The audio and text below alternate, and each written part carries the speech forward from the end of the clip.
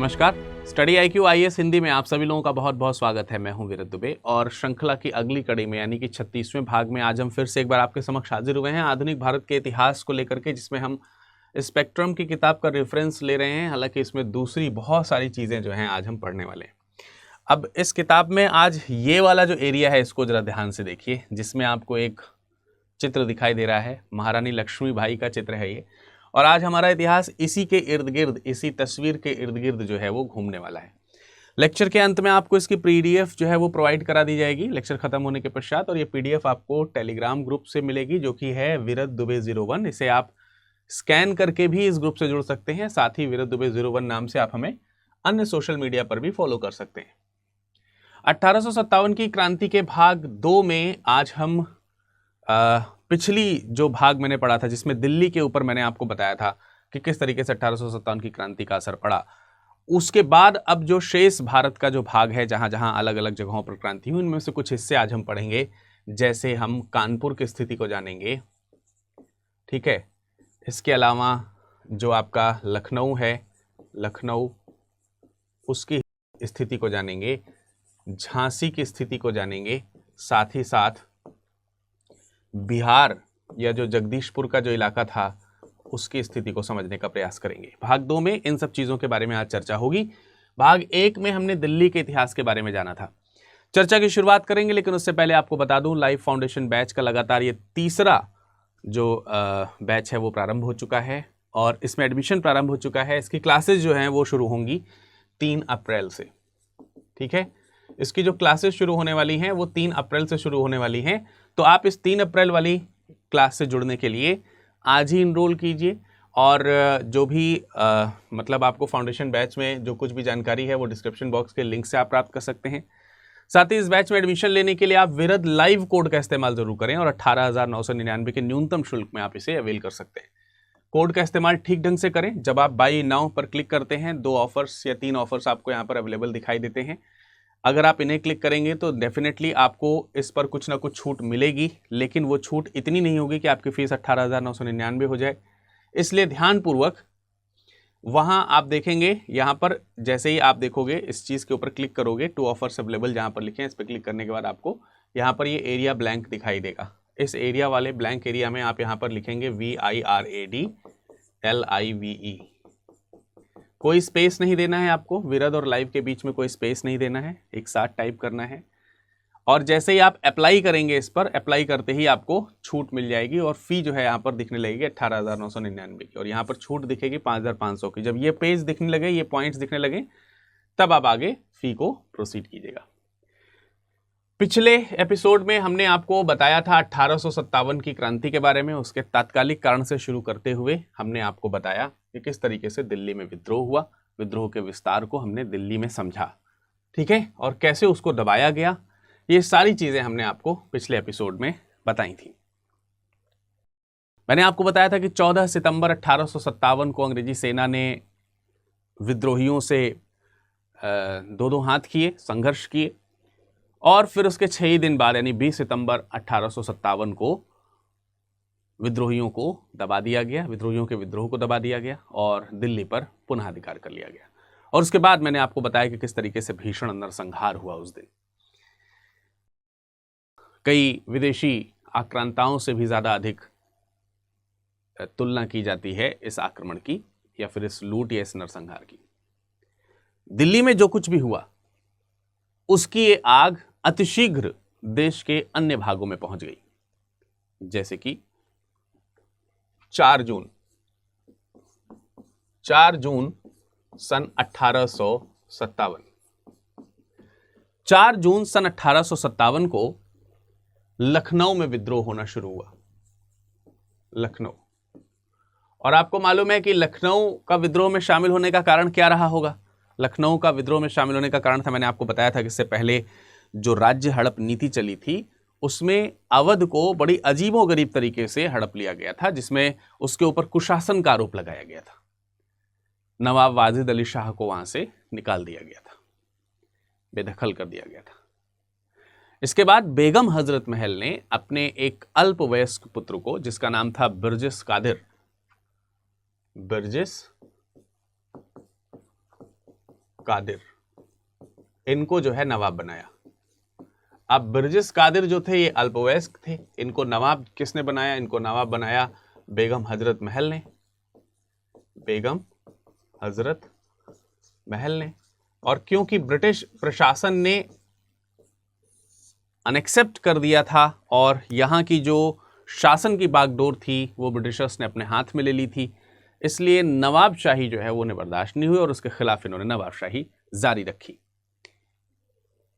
नवाब Burgess को अवध का नवाब बनाने के लिए वहाँ के किसानों, जमींदारों और जो भी सैनिक वगैरह थे वो सब इनके साथ में थे, यानी इनके साथ से बेगम हजरत महल ने इन्हें नवाब बना दिया था और इस तरीके से विद्रोह की शुरुआत हुई थी। अब स्वाभाविक सी बात है कि इस विद्रोह को दबाने के लिए ब्रिटिश सेना आगे बढ़ी होगी और ब्रिटिश सेना क्योंकि पहले ही अपने नवाब के खो देने से अवध की जो जनता थी वो ब्रिटिशर्स से खौफजदा थी, लेकिन साथ ही साथ रोष भी बहुत था। और रोष इतना था कि अब वो खौफ जो पहले था वो अब धीरे धीरे कम हो गया था। और यही रोष काम आया जब ब्रिटिश सेना ने इन विद्रोहियों के विद्रोह को दबाना शुरू किया। विद्रोहियों की सेना या विद्रोही जो है वो ब्रिटिश सेना से भिड़े, ब्रिटिश सेना जो है वो विद्रोहियों के आगे टिक नहीं पाई अवध में, और भीषण कह सकते हैं कि जो संघर्ष वहां शुरू हुआ उसमें ब्रिटिश सेनाओं को मुंह की खानी पड़ी। इनफैक्ट जो ब्रिटिश रेजिडेंट था वहां पर हेनरी लॉरेंस, हेनरी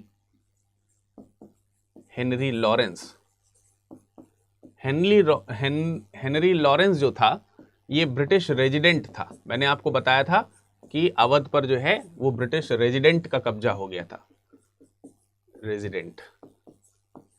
और ये ब्रिटिश रेजिडेंट जो है ये वहां से भागा अपनी जान बचाने के लिए, और तमाम सारे जो दूसरे अंग्रेज साथी थे इसके, परिवार जो थे इसके, उसको लेकर के ये लखनऊ में ही तकरीबन 2000 जो दूसरे सैनिक थे वो राजभक्त सैनिक थे। राजभक्त सैनिक का मतलब वो ब्रिटिश सेना के राजभक्त सिपाही थे, भले ही वो इंडियंस रहे हों। तो उन सब के साथ में ये हेनरी लॉरेंस जो है वो लखनऊ की रेजिडेंसी में जाकर के छुप गया। लखनऊ रेजिडेंसी यहां पर जाकर के छुप गया, विद्रोहियों से सामना नहीं कर पाया। आज भी लखनऊ की रेजिडेंसी जो है भारतीय सिपाहियों के विद्रोह की कहानी कहता है।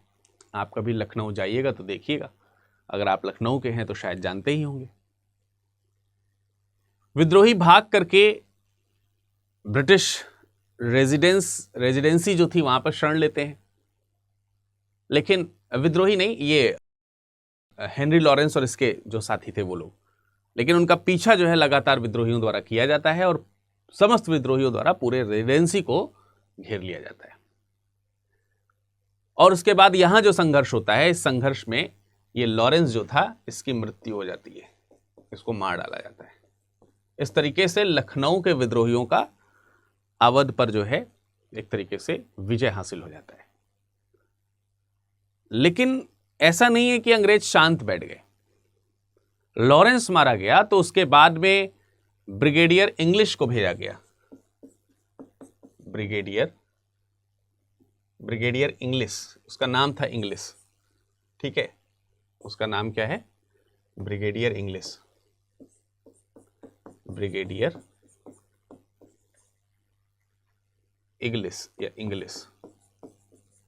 तो ब्रिगेडियर इंग्लिश जो है ये आगे नेतृत्व संभालता है, विद्रोहियों को दबाने का प्रयास करता है। लेकिन इसको भी सफलता नहीं मिली, ये भी हार गया। उसके बाद ब्रिगेडियर इंग्लिश के बाद जनरल हैवलॉक हैं, जनरल हैवलॉक, इनको भेजा गया। जनरल हैवलॉक के साथ आउट्रम भी था, आउट्रम, इनको भेजा गया। इन लोगों ने विद्रोह को दबाने की कोशिश की। तो एक के बाद एक ब्रिटिश कमांडर्स जो हैं या जो सेनापति के रूप में आने वाले जो लोग हैं इनको भेजा गया, लेकिन धीरे धीरे करके ये सारे जो है वो हारते रहे। ये भी असफल हो गए, ये भी सफल नहीं हो पाए, ये भी असफल हो गए। लेकिन बाद में नवंबर 1857 में सेना के नए सेनापति थे, ब्रिटिश सेना के मुख्य सेनापति सर कॉलिन, और इनके साथ में कैंपबेल भी आया। कैंपबेल, ये लोग आए। मतलब आप समझिए लखनऊ में एक बार विद्रोह हुआ और उनको दबाने के लिए इतने सारे ब्रिटिश सिपाही सक्षम है किसी विद्रोह को दबाने के लिए, लेकिन वो दबा नहीं पाए। अंत में जब सर कॉलिन कैंपबेल और ये सब लोग आए तो इन लोगों ने गोरखा रेजिमेंट की सहायता ली, गोरखा रेजिमेंट की, और गोरखा रेजिमेंट की सहायता से इन्होंने इस विद्रोह को दबाया। अब आप समझिए अगर गोरखा रेजिमेंट ने इनका साथ ना दिया होता तो ये भी हारते। तो एक तरफ तो जहां हम सीख रहे हैं कि ब्रिटिशर्स के खिलाफ भारतीय विद्रोह कर रहे हैं, वहीं दूसरी तरफ हम एक बार सुनते हैं कि तकरीबन 2000 वफादार सैनिकों के साथ में ये हेनरी लॉरेंस जा छुपा लखनऊ रेजिडेंसी में, और उसके बाद हम सुन रहे हैं यहाँ पर कि सर कॉलिन और कैंपबेल गोरखा रेजिमेंट जो है उनकी सहायता से यहाँ के अवध विद्रोहियों के विद्रोह को दबा देते हैं। मार्च 1858 में आगे चल करके मार्च 1858 में पूरी तरीके से लखनऊ पे क्या कर लिया जाता है, लखनऊ पे कब्जा कर लिया जाता है, लखनऊ को अपने काबू में कर लिया जाता है, इस पर फिर से अधिकार हो जाता है ब्रिटिशर्स का।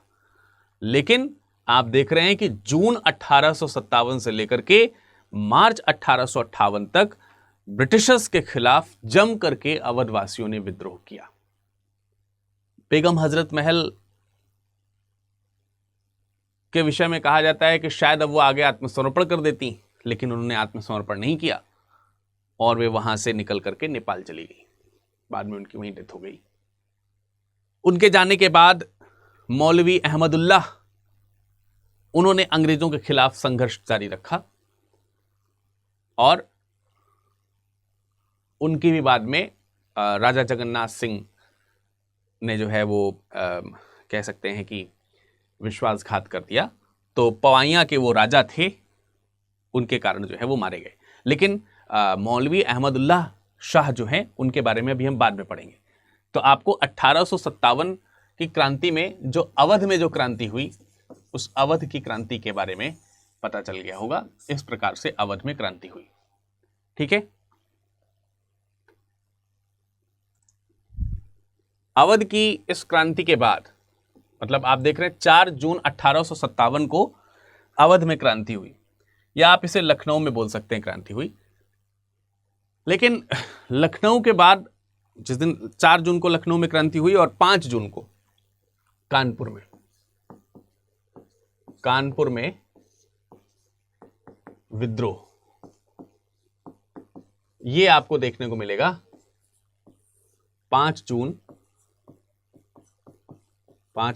सन 1857 को। 5 जून 1857 को यह विद्रोह आपको कानपुर में देखने को मिलता है। अब कानपुर में जो ये विद्रोह हुआ उसके बारे में थोड़ी सी जानकारी ले लेते हैं। लखनऊ के बाद कानपुर, 5 जून 1857 विद्रोह हुआ। विद्रोह का नेतृत्व किसने किया? पेशवा बाजीराव द्वितीय। आपने नाम सुना होगा, पेशवा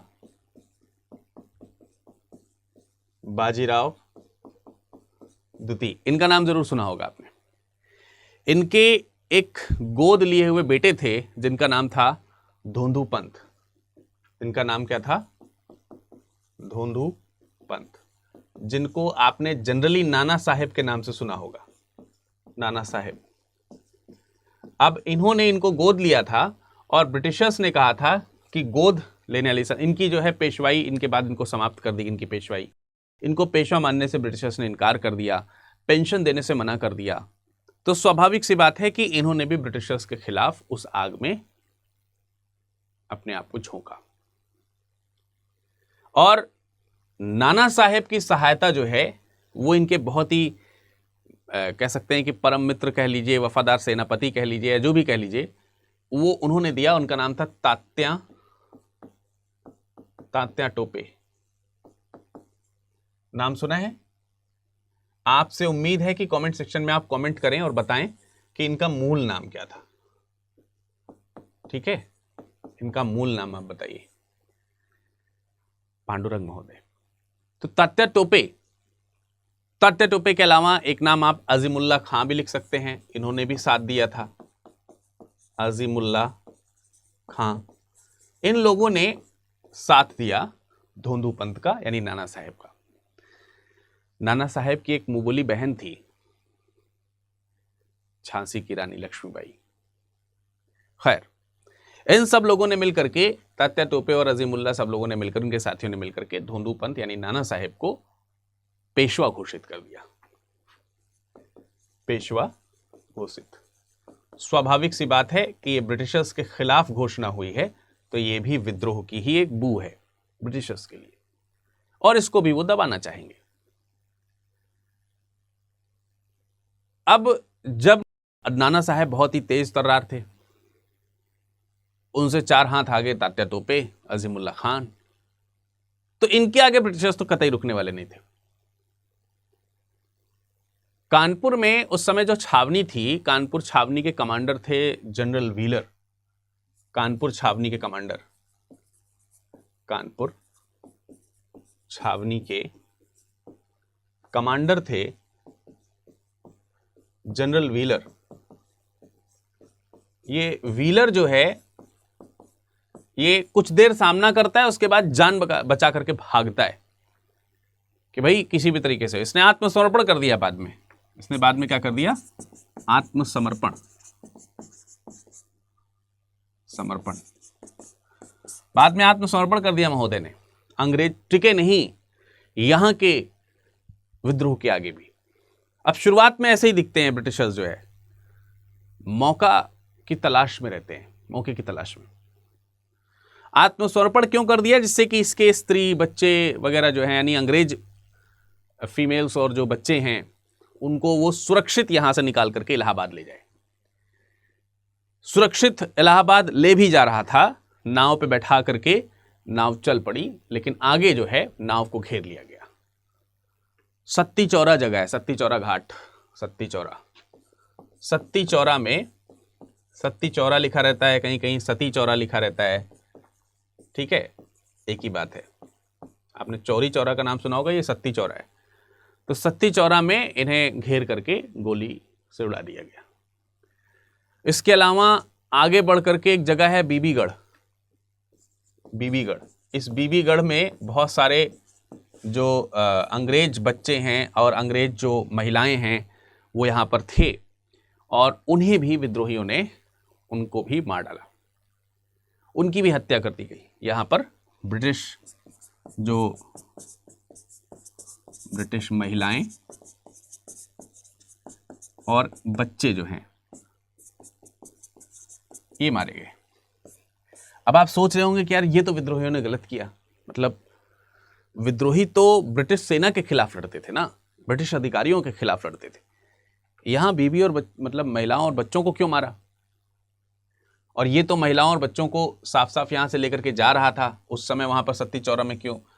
और ये सब जो घटना घटित हुई, इन सब का ब्रिटिशर्स ने जो आरोप लगाया, इन सब चीजों का जो आरोप था, ये सारा का सारा आरोप लगाया गया नाना साहेब के ऊपर कि इन्होंने किया होगा। नाना साहेब के ऊपर यह आरोप लगाया गया। इसका पूरा उत्तरदायी जो है वो इन्हीं को ठहराया गया। लेकिन आपको बता दूं, ये सब जो है वो नाना साहेब के आदेश पर नहीं हुआ था। इनफैक्ट नाना साहेब ने इन सब चीजों को नकारा भी, और इस बात का समर्थन करने के लिए एक ब्रिटिश महिला थी जिसका नाम था हार्टे स्टेट। हार्टे स्टेट, ये ब्रिटिश महिला है, ब्रिटिश महिला। इसने इस आरोप को खारिज किया, मतलब मना किया कि नहीं, ऐसा नहीं हो सकता। उसने ये कहा कि इस व्यक्ति के बारे में, यानी नाना साहेब के बारे में कुछ भी कह लो, समझ में आता है, विद्रोही कह लो, कुछ भी कह लो, लेकिन ये बात सत्य नहीं हो सकती कि इस व्यक्ति ने इन ब्रिटिश महिलाओं और बच्चों को मारा या इनके कहने पर मारा गया। ये बात सही नहीं है। ये खुद हार्ले स्टेट ने कहा है, हार्टे स्टेट ने कहा है। नाना जो है वो दोषी नहीं है, उसने कहा। उसका कारण यह था कि इस हार्टे स्टेट को बचाने वाले स्वयं नाना साहेब थे, और उसने यह भी बताया कि मुझे यानी मेरे सहित तकरीबन 108 अन्य यूरोपियों को, ब्रिटिशर्स को इन्होंने बचाया था विद्रोहियों से। तो इससे यह साबित होता है कि हमारा जो झगड़ा था वो ब्रिटिशर्स के खिलाफ नहीं था। जो ब्रिटिश सत्ता जो पूरी तरीके से अपने रक्त रंजित विचार के साथ हमारे ऊपर हावी हो रही थी, उसके खिलाफ था, ब्रिटिश प्रशासन के खिलाफ था, ब्रिटिश नीतियों के खिलाफ था। खैर, आगे चल करके हैवलॉक के अधीन एक सेना जो है कानपुर भेजी गई। अभी आपने हैवलॉक का नाम सुना था लखनऊ में। अब ये हैवलॉक जो है उस सेना लेकर के कानपुर आया, कानपुर पहुंचा। और हैवलॉक जब कानपुर पहुंचा तो उसने कानपुर के बहुत बड़े हिस्से पर जो है कब्जा कर लिया, क्योंकि इसका साथ देने के लिए 20 जुलाई को जनरल नील भी कानपुर आ गया। तो हैवलॉक और जनरल नील, इन दोनों लोगों ने मिलकर के कानपुर को कैप्चर कर लिया, रिकैप्चर कर लिया, एक तरीके से फिर से अपने काबू में कर लिया। वही कानपुर कह लीजिए, बिठूर कह लीजिए, की बात। खैर,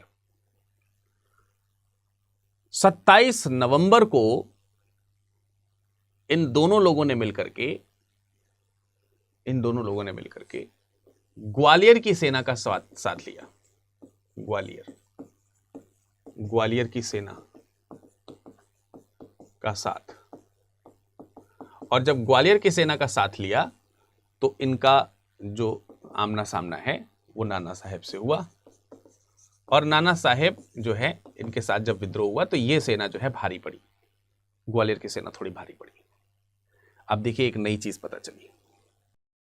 नई चीज ये पता चली कि यहां पर भी, अब वहां पर आपने गोरखा रेजिमेंट का नाम सुना, यहां पर आपने ग्वालियर की सेना का नाम सुना। ग्वालियर का जो राजा सिंधिया था वो ब्रिटिशर्स का मित्र हो गया था। अब ग्वालियर की सेना जो है वो कानपुर के विद्रोह को दबाने के लिए आती है, यानी एक बार फिर से अपने ही विद्रोहियों को अपने ही लोगों ने दबा दिया। अंततः 6 दिसंबर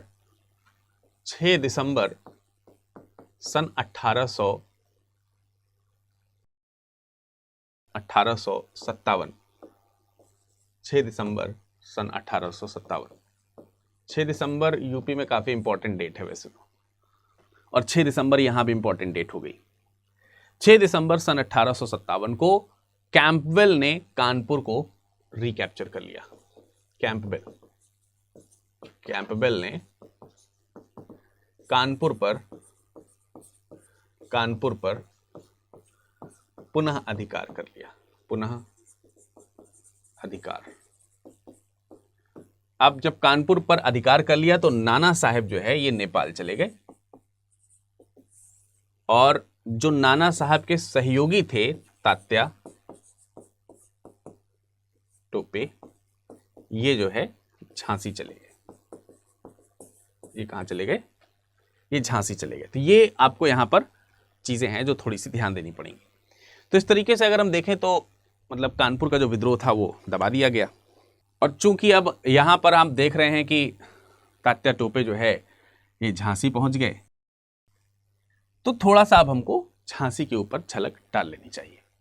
तो अगला विद्रोह जो हम पढ़ने वाले हैं वो है झांसी का विद्रोह। झांसी का विद्रोह, ठीक है। अगले विद्रोह को हम पढ़ने वाले हैं झांसी के विद्रोह के रूप में। अब यहां पर अगर देखा जाए तो क्या हुआ, इन जगहों के बारे में अगर समझा जाए, इसके बारे में समझा जाए। झांसी में जो विद्रोह हुआ वो भी 5 जून को हुआ। आपने देखा कि यहां पर लखनऊ का जो विद्रोह देख रहे थे वो 4 जून को देखा आपने, फिर आपने कानपुर का विद्रोह देखा 5 जून 1857 को। अब आप सोचेंगे कि क्या 5 जून को ही तात्या टोपे झांसी चले गए? ऐसा नहीं है। मतलब ये सारी घटना घटित हुई और बाद में तात्या टोपे जो है झांसी गए, लेकिन उससे पहले झांसी में भी विद्रोह प्रारंभ हो चुका था। अब झांसी में जो विद्रोह प्रारंभ हो चुका था वो कैसे प्रारंभ हुआ था उसके बारे में हम चर्चा कर लेते हैं। 5 जून सन 1857 कैसे वहां पर विद्रोह शुरू हुआ था। बाद में झांसी की रानी से जा मिले थे तात्या टोपे बाद में। रानी कौन है यहां पर झांसी की? रानी लक्ष्मीबाई। झांसी की रानी कौन है? लक्ष्मीबाई। और आप सब लोगों को मालूम है कि इनके जो पति थे उनका नाम था गंगाधर राव। गंगाधर राव। और गंगाधर राव की जब मृत्यु हो गई तो आपको मालूम है कि लक्ष्मीबाई जब विधवा हुई तो जो उस समय लॉर्ड डलहौजी था उसे मौका मिल गया रानी झांसी की रानी का जो किला था उसे हड़पने का। उसका रीजन ये था कि झांसी की रानी जो लक्ष्मीबाई हैं वो अभी तक निसंतान थी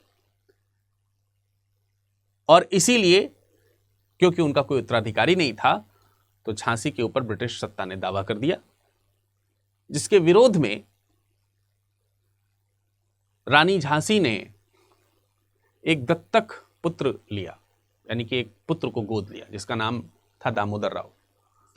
जो पुत्र था वो दत्तक पुत्र है और इस दत्तक पुत्र का नाम है दामोदर राव।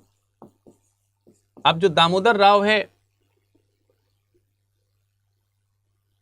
इसको ब्रिटिशर्स ने एक्सेप्ट कर दिया क्योंकि गोद ली हुई संतान जो है वो उन्होंने मना कर दी थी कि हम नहीं लेंगे उत्तराधिकार के तौर पर। ब्रिटिशर्स ने मना कर दी थी। रानी ने कहा कि तुम मानो ना मानो हमारा तो बेटा है, हम तो अगला उत्तराधिकारी इसी घोषित करेंगे और इसी के नाम से रानी जो है वो शासन करना शुरू कर देती है। फिर मैंने बताया कि कानपुर से तात्या टोपे जा मिलते हैं। इधर रानी ने कहा है कि मैं अपनी झांसी किसी भी कीमत पर नहीं दूंगी। यही सब चीजें करके वहां पर विद्रोह बढ़ रहा है और इस विद्रोह को दबाने के लिए 23 मार्च सन 1858 को 23 मार्च सन 1858 23 मार्च सन 1858 को जनरल ह्यूरोज को भेजा गया। जनरल ह्यूरोज जो है वो भेजा गया झांसी कि इस विद्रोह को वहां पर दबाइए और झांसी को ब्रिटिश सत्ता में मिला लीजिए। अब सोचिए कि जनरल जो है वो झांसी की तरफ बढ़ा, उसने झांसी के पूरे किले को घेर लिया, उसके बावजूद भी लक्ष्मीबाई ने सरेंडर नहीं किया है। और आपको क्या लगता है ये कोई बहुत बड़ी उम्र की नहीं है उस समय, ये 22-23 साल की लड़की हैं। वो स्टूडेंट्स जो यहां पर फीमेल हैं और 22-23 साल से तो उम्मीद है कि ऊपर ही होंगे, और अगर नहीं भी हैं तो अपने उस उम्र का थोड़ा सा अंदाजा लगाइए और सोचिए कि ब्रिटिशर्स ने आपके घर को घेर रखा है, पति है नहीं। तो ये जो संघर्ष की कहानी है ये बहुत ही दिलचस्प है और बहुत ही दिल को हिला देने वाली भी है, बहुत ही मर्ममयी है। ये बहुत ही मतलब कह सकते हैं कि वीरता की एक अद्वितीय कहानी है ये झांसी की रानी की। 8 दिनों तक लगातार वीरतापूर्वक संघर्ष जारी रहा, लेकिन जहां वीरता है ना भारत के इतिहास में वहीं वहीं दाग भी हैं, विद्रोही भी हैं, विश्वासघाती भी हैं। कुछ विश्वासघाती किले के वो अंग्रेजों से जा मिले, पैसे की दौलत की इच्छा में केवल, और कुछ नहीं, और उन्होंने प्रवेश करवा दिया ब्रिटिश सेना का किले के अंदर। रानी अभी भी नहीं हारी, सैनिक वेश धारण किया और किले से कूद करके वो कालपी की तरफ भागी सेना इकट्ठी करने के लिए। लेकिन आगे जब रानी जो है कालपी भागी, रानी जब कालपी की ओर भागी तो ह्यूरोज ने इसका पीछा किया और कालपी में रानी और ह्यूरोज का युद्ध हुआ। रानी और ह्यूरोज का इसमें युद्ध हुआ। आपको लगेगा कि ये सफलता इसको मिल गई। सफलता को कैसे देखा जा सकता है? मतलब अगर हम ये कहें कि हीरोज ने रानी को हरा दिया तो फिर तो यहां खेल खत्म हो जाना चाहिए था, परंतु डट करके सामना किया। हाँ, एक अलग बात है कि एक जो सेना का संपूर्ण जो साथ मिलना चाहिए था वो उस मात्रा में नहीं मिला, और उन्हें लगा कि अब अगर ज्यादा देर तक इससे युद्ध किया गया तो फिर हम अपनी झांसी को कैसे बचाएंगे। फिर रानी वहां से आगे चलते हुए तमाम सारे अंग्रेजी सेनापतियों से युद्ध करते हुए ग्वालियर की ओर भागी। रानी कहां चली? ग्वालियर की ओर चल दी।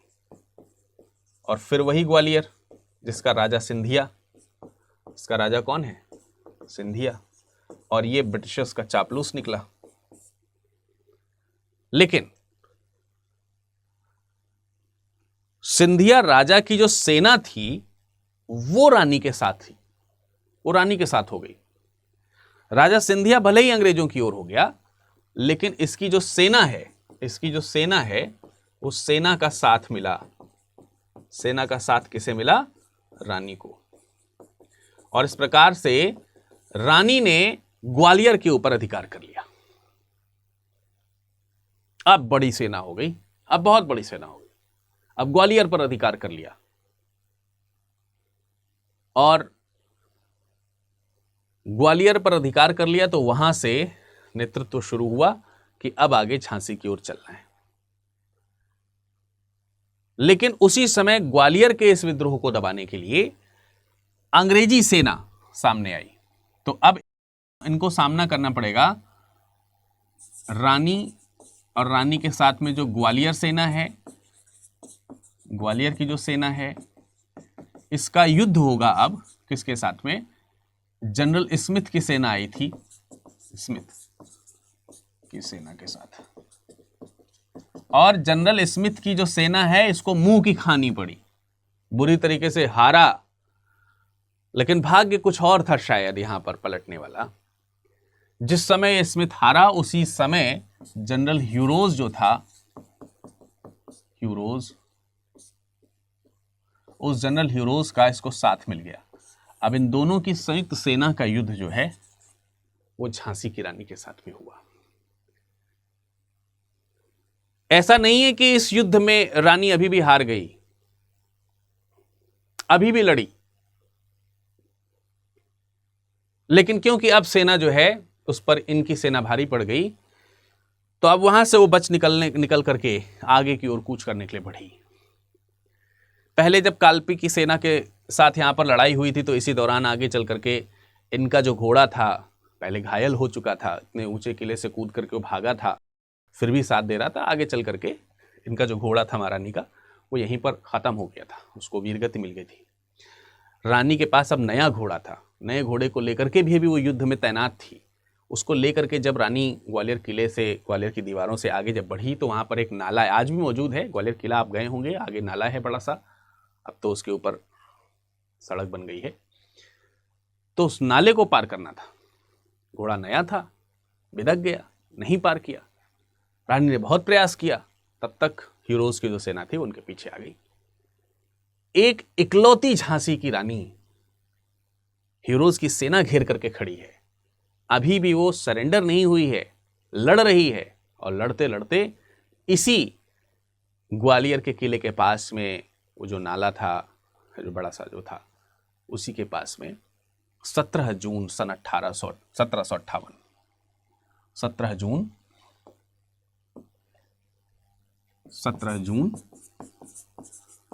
सन 1858 रानी जो है वो वीर गति को प्राप्त हुई।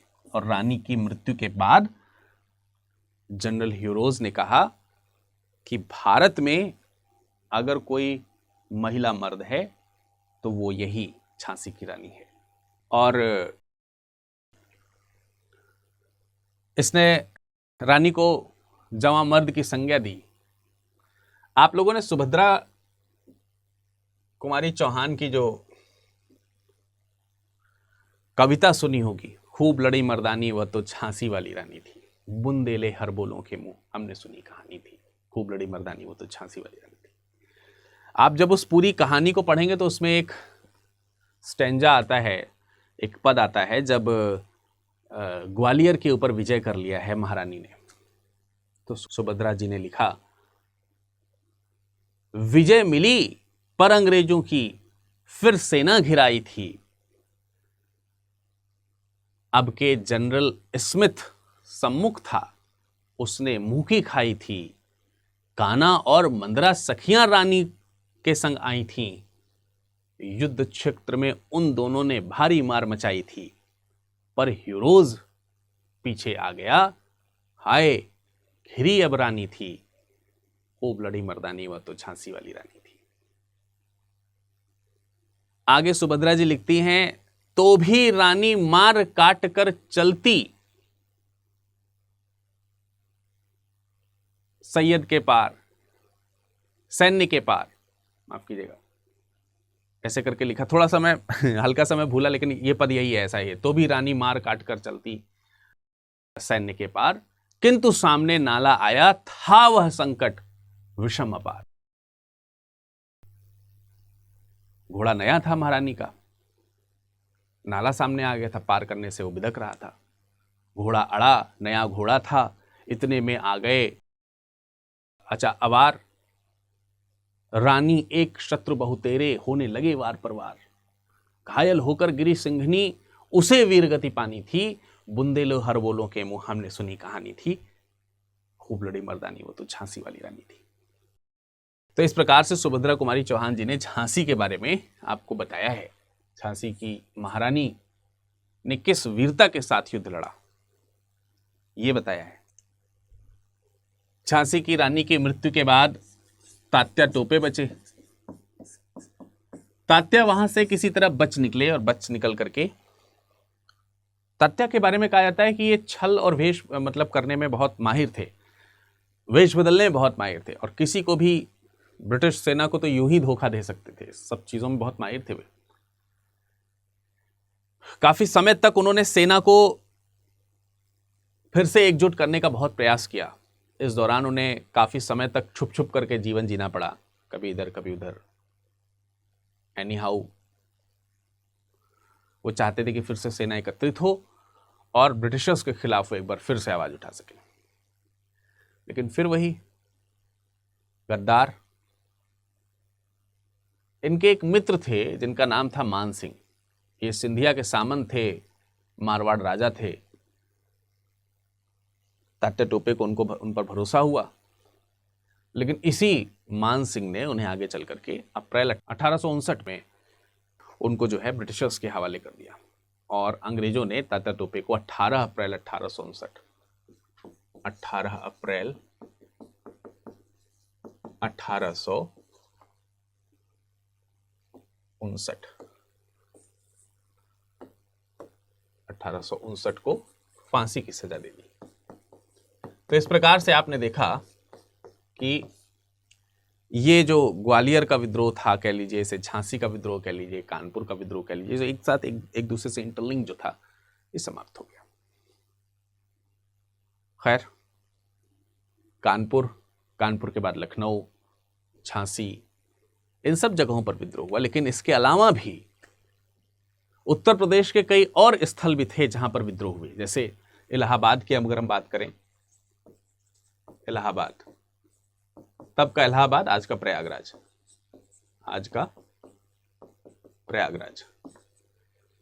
यहां पर भी विद्रोह हुआ, और यहां पर मौलवी लियाकत अली थे। मौलवी लियाकत अली, इनके नेतृत्व में विद्रोह हुआ।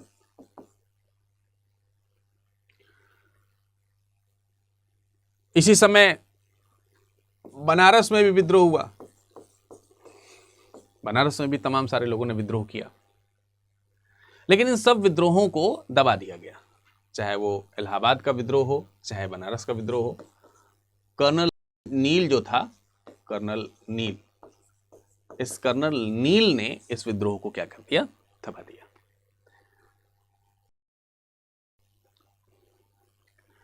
फैजाबाद की अगर हम बात करें तो फैजाबाद में मौलवी अहमदुल्लाह थे।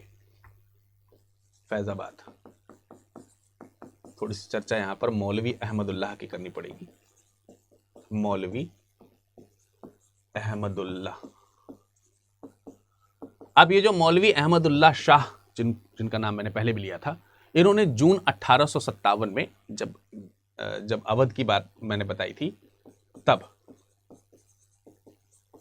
जो मैंने आपको बताया था बेगम हजरत महल के बाद इन्होंने नेतृत्व को संभाला, तो इन्होंने संभाला, फैजाबाद से संभाला। और इन्होंने तमाम सारे जो धर्मानुयायी थे उनको एकजुट होने की बात कही। इन्होंने कहा कि हर धर्मानुयायियों को जिहाद के नाम पर ब्रिटिशर्स के खिलाफ, जो कि काफिर हैं, एकजुट होकर खड़े हो जाना चाहिए और उन्हें भारत से खदेड़ देना चाहिए। आपको मालूम है इनके खिलाफ, मतलब इनका नेतृत्व इतना जबरदस्त था कि ब्रिटिशर्स ने इनको जिंदा या मुर्दा पकड़ने के लिए 50,000 रुपए नगद इनाम राशि रखी गई इनके नाम पर। लेकिन ये जिंदा पकड़े नहीं गए, जीवित नहीं पकड़े गए। 50,000 रुपए उस समय इनके ऊपर इनामी राशि रखी गई थी। आप सोचिए, इतना डर था ब्रिटिशर्स को इनके नेतृत्व से। 5 जून सन 1858 को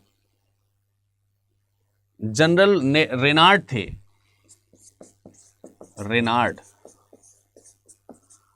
जनरल रेनार्ड जो है 5 जून 1858, ये 1857 से शुरू हुआ, 5 जून 1858 की बात हो रही है अब।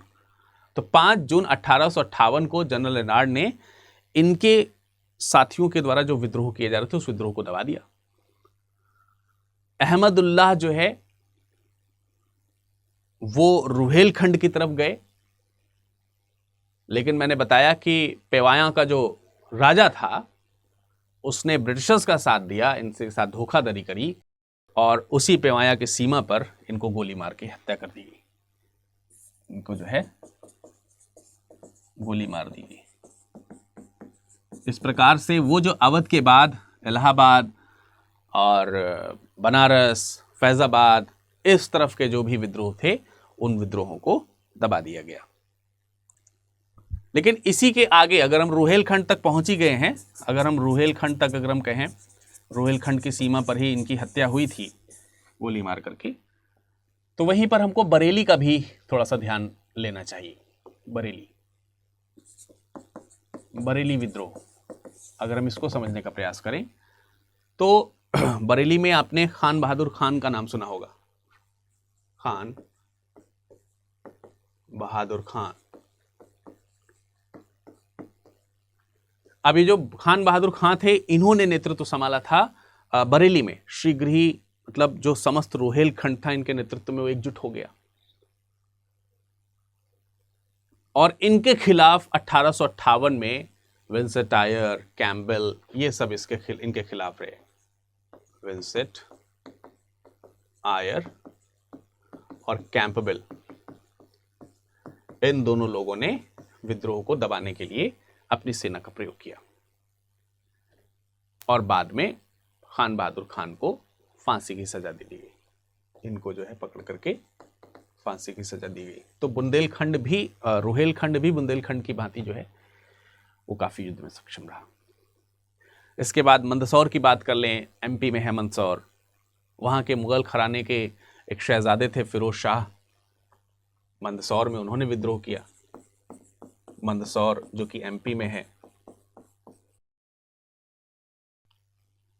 फिरोज शाह नाम मैंने बताया आपको, फिरोज शाह, ये भी मुगल घराने से ताल्लुक रखते थे, लेकिन इनको कैद करके निर्वासित कर दिया गया और ये भी रंगून भेज दिए गए। तो ये तमाम सारे जो विद्रोह थे आपने देखा कि उत्तरी प्रांत में हुए। लेकिन उत्तरी प्रांत के साथ में जिस तरीके से विद्रोह घटित हो रहे हैं, इसी दौरान आपको विद्रोह बिहार में भी देखने को मिलेंगे। बिहार में भी अच्छा खासा जो है वो विद्रोह हुआ। उत्तरी प्रांत के साथ साथ बिहार में विद्रोह बढ़ा। दानापुर, आरा, पटना, गया, इसके अलावा जो शाहाबाद जिसको आप कहते हैं, शाहाबाद में ही आपने एक प्रोविंस का नाम सुना होगा, या छोटा सा जमींदार जगह है, जगदीशपुर, वहाँ के एक जमींदार थे कुंवर सिंह, उनका नाम जरूर सुना होगा। इसी तरीके से मुजफ्फरपुर,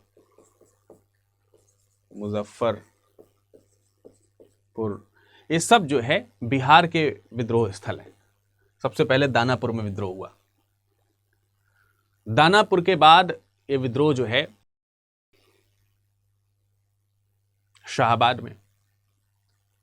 शाहाबाद में जगदीशपुर के एक जमींदार थे जिनका नाम था कुंवर सिंह।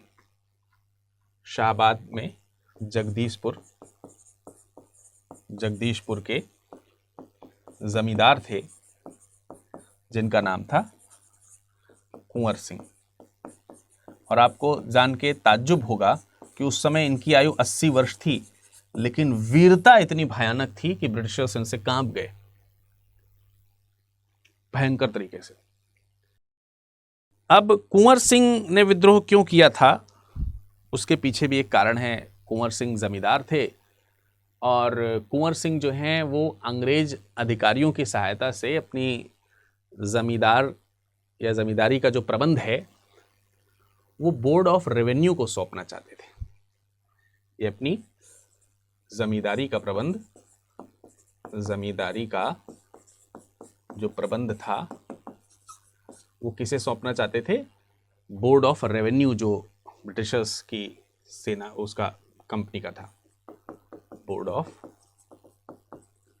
रेवेन्यू। इनसे चाहते थे कि वो इसको कंट्रोल करे, लेकिन ब्रिटिशर्स ये चाहते थे कि इनकी जमीन को हड़प लिया जाए पूरी तरीके से। तो उन्होंने इसको अस्वीकार कर लिया और स्थिति ये हुई कि कुंवर सिंह लगभग, इनकी स्थिति जो है दिवालियापन की हो गई, दिवालियापन की स्थिति तक पहुंच गए। और जब ये विद्रोह देश के अलग अलग कोनों में जब फैला तो इसे कुंवर सिंह ने अपने असंतोष का, एक कह सकते हैं कि उनको मौका मिला इसके खिलाफ युद्ध करने का, और वो भी इस विद्रोह की आग में शामिल हो गए। उन्होंने शाहाबाद को आजाद कराया, ब्रिटिश चंगुल से मुक्त कराया। उसके बाद आजमगढ़, उतरौलिया, तमाम सारे जो जगह हैं इनके द्वारा जो है वो आजाद कराया गया। अगर हम कुंवर सिंह के द्वारा युद्ध जो हुआ, संघर्ष जो हुआ, उसमें उन्होंने जगदीशपुर वही मतलब शाहाबाद वाला जो एरिया है, शाहाबाद, ठीक है, जगदीशपुर, और फिर उसके बाद आजमगढ़, उतरौलिया,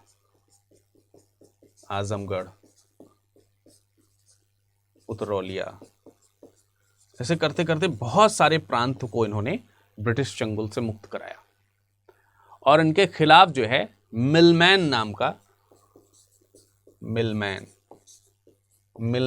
का अंग्रेज था जिन्होंने इनके खिलाफ संघर्ष किया। मिलमैन के साथ आगे चल करके डेम्स नाम का एक ब्रिटिश अधिकारी भी मिला, लेकिन ये सब जो है कुंवर सिंह के आगे छोटे नजर आए। तब जबकि कुंवर सिंह वृद्ध अवस्था में हैं, मोर देन 80 ईयर्स के हैं। सबको हराया इन्होंने।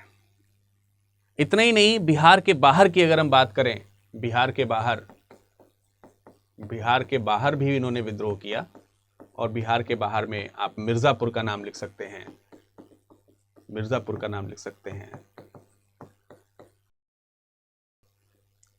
का नाम लिख सकते हैं, रीवा, और इन्होंने विद्रोह जो है लखनऊ तक पहुंचा दिया। आप समझिए, बिहार ही नहीं अन्य प्रांत भी तक भी उन्होंने उसको पहुंचा दिया।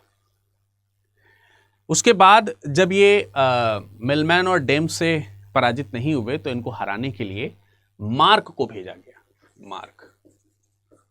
मार्क को भेजा, और मार्क ने जब कुंवर सिंह से संघर्ष किया तो इस संघर्ष में मार्क भी हार गया। लेकिन इसी संघर्ष में मार्क के साथ जो संघर्ष हुआ, उसी संघर्ष में कुंवर सिंह की बाहों में गोली लग गई। आप लोगों ने कहानी जरूर पढ़ी होगी। कुंवर सिंह जो थे, इनकी बाह में गोली लग गई, बाह में गोली। और बाह में गोली लगने के कारण वो काफी ज्यादा घायल हुए। उसके बावजूद भी वो लगातार युद्ध करते रहे। धीरे धीरे उनकी बाहों में विष जो है, वो गोली का जो विष था वो भरने लगा। पर क्योंकि उन्हें युद्ध जारी रखना था तो गंगा नदी में उन्होंने अपना हाथ काट करके गिरा दिया। सुना जरूर होगा शायद आप इस वीरता के बारे में।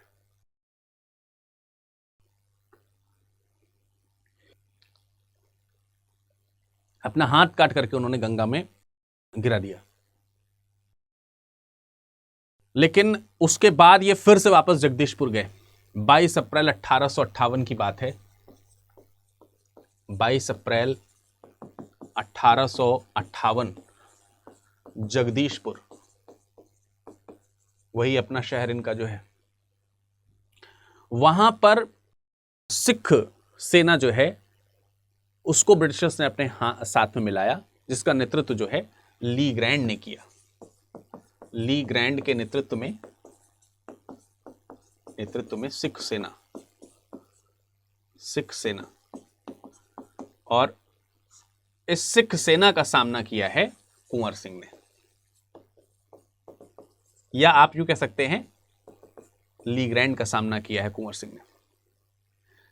अब यहां पर वो ऐसा नहीं है कि इनसे वो युद्ध हार गए, लेकिन यहां पर भी कुंवर सिंह ने इनको पराजित किया, ली ग्रैंड की सेना को भी पराजित किया। लेकिन इसी युद्ध में वो बहुत बुरी तरीके से घायल हुए और 26 अप्रैल